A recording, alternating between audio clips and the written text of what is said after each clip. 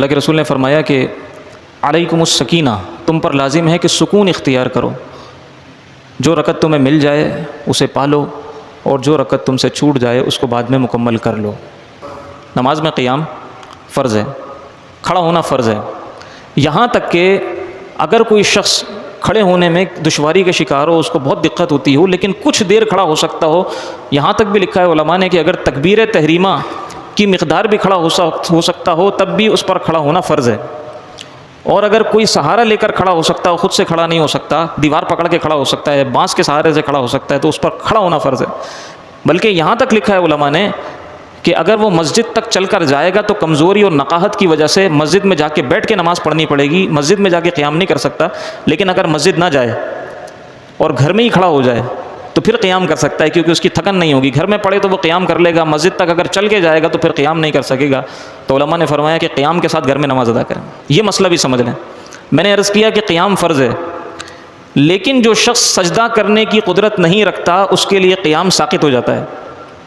جو شخص سجدہ کرنے کی قدرت نہیں رکھتا اس کے لیے قیام ساقط ہو جاتا ہے، اس کے لیے قیام کرنا اب فرض نہیں ہے۔ مسجد اللہ تبارک و تعالیٰ کا گھر ہے، یہاں نماز کی ادائیگی کے لیے تشریف لاتے ہیں۔ اللہ کے گھر کا احترام، ادب انتہا درجے میں ملحوظ رکھنا بہت ضروری ہے۔ شور شرابہ کرنا، لڑائی جھگڑا کرنا، یہ مسجد کے ادب کے انتہائی خلاف ہے۔ اسی طرح بھاگنا دوڑنا، یہ سب مسجد کے آداب کے خلاف ہیں۔ جیسے ہمارا گھر ہے تو ہم نے اس کے لیے ایک کوڈ آف کنڈکٹ بنایا ہوا ہوتا ہے۔ ہم سمجھتے ہیں کہ اس کا جو ضابطۂ اخلاق ہے وہ کیا ہے۔ ہمارے گھر میں کوئی چپل پہن کر نہ آئے، ہمارے گھر میں کوئی بھاگ دوڑ نہ کرے، ہمارے گھر میں کوئی چیزیں اٹھا کر نہ پھینکے، توڑ پھوڑ نہ کرے۔ تو اسی طرح اللہ کا گھر ہے، اپنے گھر سے زیادہ ادب اللہ کے گھر کا ہے، اپنے گھر سے زیادہ خیال اللہ کے گھر کا رکھنا ہے۔ لہٰذا بہت ضروری ہے کہ جب ہم مسجد میں داخل ہوں تو اس شان سے داخل ہوں کہ ہم مکمل ادب میں ڈوبے ہوئے ہیں۔ مؤذن مسجد جب نماز کی طرف بلائے تو یہ خیال پیش نظر ہو کہ رب کی بارگاہ سے بلاوا آ گیا ہے، تو بس اس کے بعد انسان سراپا ادب بن جائے، سراپا عز و انکسار بن جائے۔ یہ نہیں کہ مسجد میں ہم شور شرابہ کریں، شور و غل بپا کریں۔ نماز کے لیے بھی آ رہے ہوں، حدیث شریف میں آتا ہے کہ اگر تم دیکھ رہے ہو کہ کوئی رکعت تمہاری نکل رہی ہے تو کچھ قدم تیز کرنے کی تو اجازت ہے، لیکن بھاگنے کی اس وقت بھی اجازت نہیں۔ اللہ کے رسول نے فرمایا کہ علیکم السکینہ، تم پر لازم ہے کہ سکون اختیار کرو، جو رکعت تمہیں مل جائے اسے پالو، اور جو رکعت تم سے چھوٹ جائے اس کو بعد میں مکمل کر لو۔ نبی علیہ السلام کے زمانہ اقدس میں ایک عمر رسیدہ خاتون تھیں، بوڑھی خاتون تھیں جو مسجد کی صفائی کیا کرتی تھیں۔ جب ان کا انتقال ہوا تو صحابہ کرام رضوان اللہ تعالیٰ علیہ مجمعین نے ان کی تدفین کر دی، نماز جنازہ پڑھی، ان کی تدفین کر دی۔ اللہ کے رسول کو اس لیے نہیں بتایا کہ نبی علیہ السلام کو زحمت ہوگی۔ صحابہ کرام ایسا کرتے تھے کہ کچھ لوگوں کے جنازے وہ اسی طرح پڑھ دیا کرتے۔ تو نبی علیہ السلام نے جب دیکھا کچھ دن وہ خاتون نظر نہیں آئیں تو اللہ کے رسول نے پوچھا کہ وہ کہاں گئیں؟ تو بتایا گیا کہ ان کا انتقال ہو گیا تھا، ان کا ہم نے نماز جنازہ ادا کیا اور ان کی تدفین کر دی۔ تو صحابہ نے اس خیال سے کہ وہ ایک مسجد کی صفائی کرنے والی خاتون تھیں، بزرگ خاتون تھیں، چلو ہم نے ان کا جنازہ پڑھا دیا، اللہ کے رسول کو کیوں تکلیف دیں۔ تو اللہ کے رسول نے اس بات پر ناراضگی کا اظہار کیا، یہاں تک کہ اللہ کے رسول خود ان کی قبر پر تشریف لے گئے۔ تو مسجد کی صفائی کرنا، مسجد سے کچرا اٹھانا، کوئی چیز ہم نے مسجد میں دیکھی، یہ نبی علیہ السلام کے نزدیک انتہائی مستحب اور پسندیدہ اور انتہائی مبارک عمل ہے۔ بلکہ ایسی بھی روایات ملتی ہیں کہ مسجد میں کوئی غلاظت یا مسجد میں کوئی گندگی اللہ کے رسول کو نظر آئی تو آپ نے اپنے دست مبارک سے اس کو صاف بھی کیا ہے۔ تو بجائے اس کے کہ ہم یہاں سے کوئی چیز اٹھائیں، کوئی کچرا اٹھائیں، ہم یہاں جو ہے وہ کچرا پھینکنے میں بعض اوقات ایسا ہوتا ہے کہ وہ جری ہو جاتے ہیں، اور جیسے ایک گھر میں ہم نے کوئی چیز استعمال کی اور اس کو پھینک دیا تو مسجد میں بھی اس کو پھینک دیتے ہیں۔ خصوصاً بچوں کو یہ تاکید بہت اچھی طرح کی جائے، کہ کئی والدین ایسے ہیں کہ جو اپنے بچوں کو مسجد میں بھیجتے ہیں، خود بھی بچوں کے ساتھ مسجد میں وہ تشریف لائیں تاکہ دیکھیں کہ ان کے بچے کیا کر رہے ہیں۔ تو بچوں کو اس حوالے سے درس دینا بہت زیادہ ضروری ہے۔ اسی طرح کوئی بدبو والی چیز کھا کر نہ آئے، لہسن پیاز کھا کر نہ آئے مسجد میں۔ بعض لوگ پیاز کھا کر آتے ہیں، لہسن کھا کر آتے ہیں، یا ان کے کپڑوں سے بہت زیادہ اسمیل آتی ہے، تو برابر والے نمازی ڈسٹرب ہو رہے ہوتے ہیں۔ اس پر بھی میں نے حدیث شریف بیان کی تھی کہ جب بندہ نماز کے لیے کھڑا ہوتا ہے، تلاوت قرآن کرتا ہے، تو فرشتے، رحمت کے فرشتے اس سے قریب ہو جاتے ہیں۔ تو اگر اس سے بدبو آتی ہے تو رحمت کے فرشتے اس سے دور چلے جاتے ہیں۔ تو رحمت کے فرشتوں کو قریب آنے دیں۔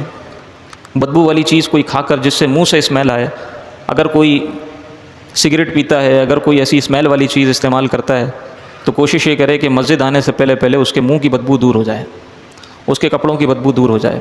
اسی طرح کوئی ایسی چیز کھا کر نہ آئے مسجد میں کہ جس کی وجہ سے منہ سے اسمیل آ رہی ہو یا کپڑوں سے اسمیل آ رہی ہو۔ بعض لوگ ہوتے ہیں ایسا کام کرتے ہیں، جیسے میکینکس ہیں یا کوئی ایسا کام کرتے ہیں کہ کپڑوں سے اسمیل آتی ہے، تو اس کے لیے پھر یہ کریں کہ مسجد میں نماز ادا کرنے کے لیے ایک صاف ستھرا جوڑا رکھیں اور اہتمام کریں کہ جب آ رہے ہوں مسجد کے لیے تو صاف ستھرے کپڑے پہن کر آئیں۔ جیسے ہم کسی کی گیدرنگ میں جاتے ہیں تو ظاہر ہے وہ کپڑے پہن کے تو نہیں جائیں گے، کسی کی شادی میں جائیں گے تو بہت بند سنور کے سج دھج کے جائیں گے، لیکن مسجد میں آتے ہیں تو ہم بس جو مل گیا پہن کے آ گئے۔ یہ ذرا تھوڑا سا ہمیں دیکھنا چاہیے کہ اگر ہم اپنے کسی باس کے پاس جا رہے ہوں، اپنے کسی بڑے کے پاس جا رہے ہوں، شادی میں شرکت کرنے کے لیے جا رہے ہوں، تو بڑا اہتمام ہوتا ہے، لیکن اللہ کے دربار میں حاضر ہونے کے لیے کوئی اہتمام نہیں ہوتا۔ ایک اہتمام ہونا چاہیے، ایک خوشی ہونی چاہیے، ایک رغبت ہونی چاہیے، اچھے کپڑے، صاف ستھرے کپڑے پہن کر کم از کم ہم ادب اور وقار کے ساتھ اللہ کی بارگاہ میں حاضر ہوں۔ اسی طریقے سے ایک صاحب نے سوال کیا تھا کہ بعض لوگ سنت موقدہ اور سنت غیر موقدہ میں فرق نہیں سمجھتے، دونوں کو ایک ہی طریقے سے پڑھتے ہیں۔ تو سنت موقدہ ہوں یا سنت غیر موقدہ ہوں، 2 رکعت والی ہوں، 4 رکعت والی ہوں، ہر رکعت میں سورہ فاتحہ کے ساتھ سورت ملائی جائے گی۔ دونوں میں فرق کہاں آتا ہے؟ فرق آتا ہے جب سنت موقدہ ادا کر رہے ہوتے ہیں، یعنی جیسے ظہر کی پہلے والی 4 رکعتیں ہیں، یا جمعے سے پہلے والی 4 رکعتیں، یا جمعے کے بعد والی 4 رکعتیں ہیں، یہ سنت موقدہ ہیں۔ تو جب یہ ادا کر رہے ہوتے ہیں تو پہلی والی تشہد پڑھنے کے بعد جیسے ہم فرض نماز میں کھڑے ہو جاتے ہیں اسی طرح کھڑے ہو جاتے ہیں، جبکہ سنت غیر موقدہ جب پڑھ رہے ہوتے ہیں، جیسے عشاء سے پہلے والی 4 سنتیں یا عصر سے پہلے والی 4 سنتیں، تو اس میں ہم التحیات پڑھنے کے بعد درود شریف بھی پڑھتے ہیں، آخری دعا بھی پڑھتے ہیں، اور سلام پھیرنے سے پہلے کھڑے ہوتے ہیں، اور جب کھڑے ہوتے ہیں تو پہلے ثنا پڑھتے ہیں، پھر اعوذ باللہ من الشیطان الرجیم بسم اللہ الرحمن الرحیم، پھر تلاوت شروع کرتے ہیں۔ یہ فرق ہوتا ہے دونوں میں۔ البتہ اگر کسی نے اس طرح بھی پڑھ لی سنت غیر موقدہ جس طرح سنت موقدہ پڑھی جاتی ہے تو نماز اس کی ہو جائے گی۔ کوئی یہ فکر مند نہ ہو کہ ہم نے ابھی تک جو سنتیں پڑھی وہ اس طرح پڑھی تو کیا ہماری نماز نہیں ہوئی، نماز اس کی ہو گئی، لیکن صحیح طریقہ یہ ہے کہ سنت غیر موقدہ جب پڑھی جائے تو وہ اس طریقے سے پڑھی جائے کہ پہلی تشہد کے بعد درود ابراہیمی پڑھا جائے، اس کے بعد دعا پڑھی جائے، سلام پھیرنے سے پہلے کھڑے ہو جائیں، اور پھر ثنا پڑھیں، ثنا پڑھ کے اعوذ باللہ بسم اللہ پڑھیں، اور اس کے بعد پھر آگے پڑھیں۔ اسی طرح صف بندی کے حوالے سے لوگ کہتے ہیں کہ تنبیہ کی جائے، صف بندی انتہائی اہم ہے، یہاں تک کہ نبی علیہ الصلوۃ والسلام اس کا بہت ہی خاص اہتمام فرمایا کرتے تھے۔ تو صف بندی جب کی جائے تو کندھے، گردن، ٹخنے یہ سب ایک سیدھ میں ہونے چاہیے۔ اسی سے نکل کے آتا ہے کرسیوں پر نماز پڑھنے کا مسئلہ، یہ بھی اس کے ساتھ ساتھ ہی سمجھ لیں۔ بعض لوگ جو کرسی پر نماز پڑھتے ہیں ان کے ذہن میں یہ سوال بھی ہوتا ہے کہ ہم جب کرسی رکھتے ہیں تو کرسی کے جو پایا ہوتا ہے وہ صف کے اختتام پر ہوتا ہے، پچھلا پایا، اور پھر جب ہم قیام کرتے ہیں، کھڑے ہوتے ہیں تو ہم صف سے آگے نکل جاتے ہیں، تو صف تو ٹوٹ گئی، تو اب کیا کریں؟ تو کیا کرسی پیچھے کر لیں اور پھر جب قیام کریں تو پھر صف میں آ جائیں؟ کرسی پیچھے کریں گے تو پیچھے والی صف خراب ہو جائے گی، اب کیا کیا جائے؟ سب سے پہلے یہ سمجھ لیں کہ نماز میں قیام فرض ہے، نماز میں قیام فرض ہے، کھڑا ہونا فرض ہے، یہاں تک کہ اگر کوئی شخص کھڑے ہونے میں دشواری کا شکار ہو، اس کو بہت دقت ہوتی ہو لیکن کچھ دیر کھڑا ہو سکتا ہو، یہاں تک بھی لکھا ہے علماء نے کہ اگر تکبیر تحریمہ کی مقدار بھی کھڑا ہو سکتا ہو تب بھی اس پر کھڑا ہونا فرض ہے، اور اگر کوئی سہارا لے کر کھڑا ہو سکتا ہے، خود سے کھڑا نہیں ہو سکتا، دیوار پکڑ کے کھڑا ہو سکتا ہے، بانس کے سہارے سے کھڑا ہو سکتا ہے، تو اس پر کھڑا ہونا فرض ہے۔ بلکہ یہاں تک لکھا ہے علماء نے کہ اگر وہ مسجد تک چل کر جائے گا تو کمزوری اور نقاہت کی وجہ سے مسجد میں جا کے بیٹھ کے نماز پڑھنی پڑے گی، مسجد میں جا کے قیام نہیں کر سکتا۔ لیکن اگر مسجد نہ جائے اور گھر میں ہی کھڑا ہو جائے تو پھر قیام کر سکتا ہے، کیونکہ اس کی تھکن نہیں ہوگی۔ گھر میں پڑھے تو وہ قیام کر لے گا، مسجد تک اگر چل کے جائے گا تو پھر قیام نہیں کر سکے گا۔ تو علماء نے فرمایا کہ قیام کے ساتھ گھر میں نماز ادا کریں، اتنا ضروری ہے قیام۔ اور پھر مسجد میں اور پھر گھر میں جماعت کا اہتمام کر لیں تو بہت اچھی بات ہے، ورنہ قیام کے ساتھ گھر میں نماز ادا عموماً ایسا ہوتا نہیں ہے۔ جو لوگ مسجد آتے ہیں آسانی کے ساتھ چل کر آ جاتے ہیں، اور جب وہ چل کر مسجد میں آتے ہیں تو اب ان کے ذہن میں یہ ہوتا ہے کہ ہم اگر کرسی پر بیٹھ کر بھی نماز ادا کر رہے ہیں تو چونکہ ہم کچھ دیر کھڑے ہونے پر قادر ہیں، چلنے پر قادر ہیں، تو ہمیں قیام کے وقت میں امام کے ساتھ قیام کرنا چاہیے اور رکوع سجود کے وقت بیٹھ جانا چاہیے۔ یہ مسئلہ بھی سمجھ لیں۔ میں نے عرض کیا کہ قیام فرض ہے، لیکن جو شخص سجدہ کرنے کی قدرت نہیں رکھتا اس کے لیے قیام ساقط ہو جاتا ہے۔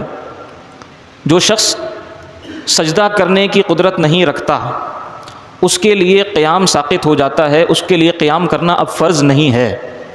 لہٰذا وہ آئے اور آ کر بیٹھ جائے۔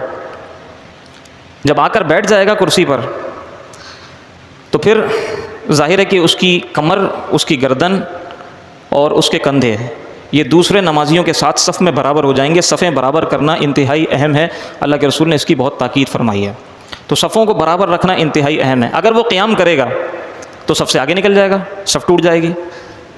قیام کرنے کی بھی اس کو اجازت ہے، لیکن بہتر یہ ہے کہ وہ آ کر بیٹھ جائے، مکمل نماز بیٹھ کر ادا کرے وہ شخص کہ جو زمین پر سجدہ نہیں کر سکتا۔ اور جو شخص زمین پر سجدہ کر سکتا ہے اس کے لیے قیام کرنا فرض ہے، چاہے تھوڑی دیر کا قیام کرے اگر قیام کرنے کی طاقت رکھتا ہے۔ ہاں اگر قیام کی بالکل طاقت ہی نہیں رکھتا، کھڑا ہی نہیں ہو سکتا، بالکل اس کو چھوڑو تو وہ گر جائے گا زمین پہ، بیٹھ ہی نہیں سکتا، کھڑا ہی نہیں ہو سکتا ذرا سا بھی، تو پھر تو چلو قیام ساقط ہو جاتا ہے۔ لیکن اگر قیام کرنے کی طاقت رکھتا ہے اور رکوع سجود کرنے میں اس کو کوئی مسئلہ نہیں ہے، صرف کھڑے ہونے کا مسئلہ ہے، تو پھر جو ہے اگر کھڑے ہونے کا مسئلہ ہے، کھڑا بالکل نہیں ہو سکتا، تو پھر رکوع سجود کے ساتھ بیٹھ کر نماز پڑھ لے۔